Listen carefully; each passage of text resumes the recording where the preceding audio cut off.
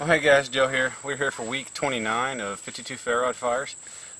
Sorry it's late. I'm on vacation. We're vacationing at home, but you know that means we're busy too. So here, doing something a bit different. Like I said, we're doing a bit different. But first, I want to recap. There has been probably around 200, maybe 250 new subscribers to my channel. Which, guys, thank you very much. That means a lot. I'm incredibly blessed that the numbers have grown so much since this series has started. But you know that people have fielded the question. You know, what is the point of 52 ferro rod fires? I mean, yeah, you're setting stuff on fire, great. Well, you know, the point is simply over the years that I've been into this sort of thing, I've seen on several forums and on Facebook or several Facebook groups, folks saying, you know, I'm doing the work, you know, I'm making the shavings, or I'm trying to light this or that on fire with a ferro rod, and it just doesn't seem to be working like what I see on YouTube or other video formats. And you know, I just don't understand it. And you know, I've felt that frustration before in my life. I even do now sometimes. And you know, so I thought I would explore that a little bit, try to find a new tinder each week to practice on, and that took me to. What are you doing? You being silly is what you're doing. That took me to just, you know, like I said, trying different tenders every week, seeing how they work, seeing how much work it took, how to process them, you know, just exploring. You're throwing sticks at me. You silly little boy. Anyway, so, you know, trying different methods, different tenders, and just seeing what worked and what doesn't, and hopefully along the line you and I can learn together. And I know I have learned a lot in the last 6+ months of doing this series, and you know, I hope you guys have as well. Now, in the interest of trying to keep this interesting, you know, everything's green at this point. I have done around 26 different natural tenders in this series, and you know, like I said, everything's green. And so, you know, I could get really repetitive and just do a bunch of different kind of wood shavings and stuff like that, and to keep the whole natural tenders thing going. You're throwing stuff at me, dude. Now you're ripping a pine tree out of the ground. But now I think this is new. I don't think I have done pine shavings before. You silly boy. But it's regardless. I may have hit this up before, I may not. I'm going to hit what you know, I see as a common problem with folks who are having trouble with this. I'm not pointing my finger to anybody. I'm not throwing anybody under the bus. I'm not trying to make anybody look silly. You know, this is yeah, I'm just trying to help. So you guys saw just a minute ago in the intro of this video me splitting down this stick. This is shortleaf pine. Around here it's known as yellow pine. I don't think that's an official scientific name by any means, but that's what it's known as around here. It is wet. This has been laying in my yard, or my side yard, for 2, maybe 3 months. I found a standing dead pine tree, drug it home so I could try it with a bow drill fire. You guys know that I practice pretty much all forms of fire.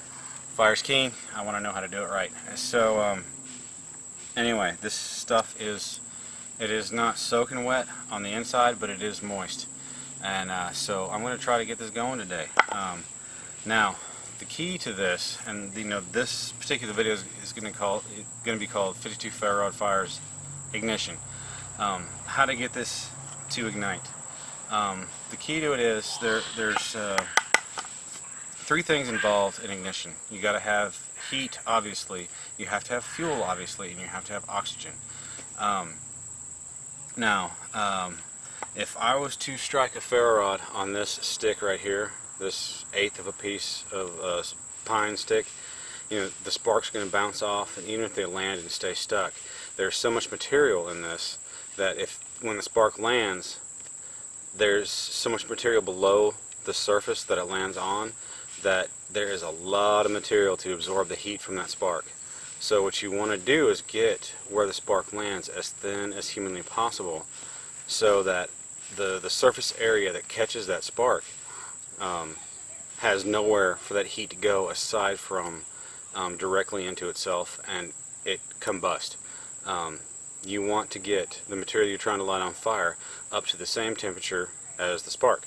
So now there's more ins and outs to it than that. You know, the larger tinder bundle you make with it doesn't matter what it is, but if you're doing feathers or shavings, you know, the larger tinder bundle you have, you know, where your sparks are unpredictable. You guys know this. You try to ferro rod, you strike it, and the sparks just go everywhere. You can't pinpoint where they're going to hit, and so the chances are they're going to land down in your tinder bundle somewhere. And when you have material on top, what that does is that holds the heat that is radiating from the top of that spark. It reflects the heat back down where the spark is actually laying, and it makes that spark more efficient. So, you know, I'd love to say this is a science and that you do this one clear-cut way and it's going to work. But, you know, anybody who's been in the woods any length of time, anybody who's built fires with ferro rods or bow drills or... What are you doing? Get this out first. You want me to get it out? Okay. There you go. Thanks. You're welcome. It's for your plant. Where your plant is going to grow. Oh, my plant's going to grow? Cool. Anyway, what I'm saying is anybody who's done this for any length of time can tell you that you can do everything seemingly right and still not work. So, let me do everything seemingly right as far as I know it, and I'm by no means an expert. You know, I've done this a long time, but, you know, I fail still. So, let me adjust the camera so you can actually see my working area, and we'll go forward. Alright, hope this is in frame.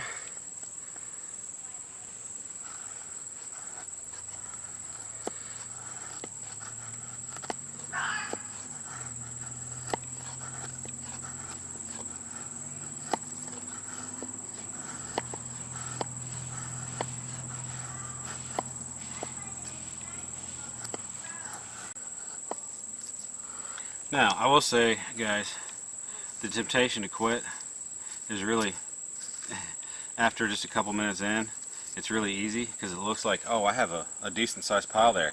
Now, I could probably get that on fire if I was to be hard on my ferro rod, and, you know, it doesn't matter. For a beginner, you think you have enough? Go 3 times at least more. Just as a rule of thumb, go 3 times more than what you think you need. Alright, gang, well, there's a shadow right on this. I don't know exactly what you can see. I hope good enough. Like I said, this is about 3 times bigger than what I originally cut the video off at with just a minute ago. If I was going to actually start a fire, I'll be honest with you, I'd actually go bigger, but I'm not aiming to start a fire. Now this is damp. Yellow pine. Pine takes okay when it's dry. It's not the best. It's not a poplar or an aspen or cottonwood. Well, I've actually never done cottonwood, but I've seen cottonwood done. It's not a poplar and aspen, both of which I've done, and they're in the same family, so whatever. But it's certainly no persimmon or hickory or anything like that that takes a lot of work to actually get it to take flame. So let's see what we can do here. Every different kind of ferro rod takes a different kind of striking method. This is one I use. Now, I will say, you know, you see smoke coming up out of this thing. It's not going to take, you don't have the vantage point that I do as far as seeing it, but you're working with damp material. If you see your material actually start to smoke, stay on that spot as best you can for several more strikes. Just add more sparks to add heat to that spot to get it to go.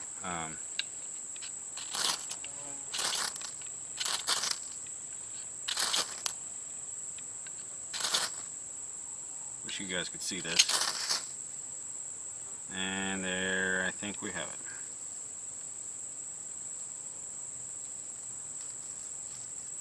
Now, once your flame, as baby as it is, starts to take, and I think we went out on me. We did. Alright, we'll try that again.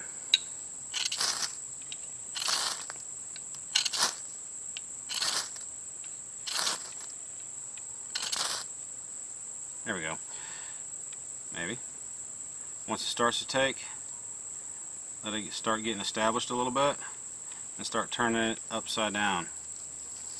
Get your fuel on the bottom, on the top.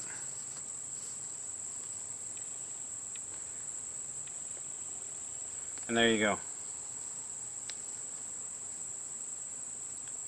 You could easily build a fire off of that, but like I said, if I was actually trying to build a fire, I would have gone a little bit better.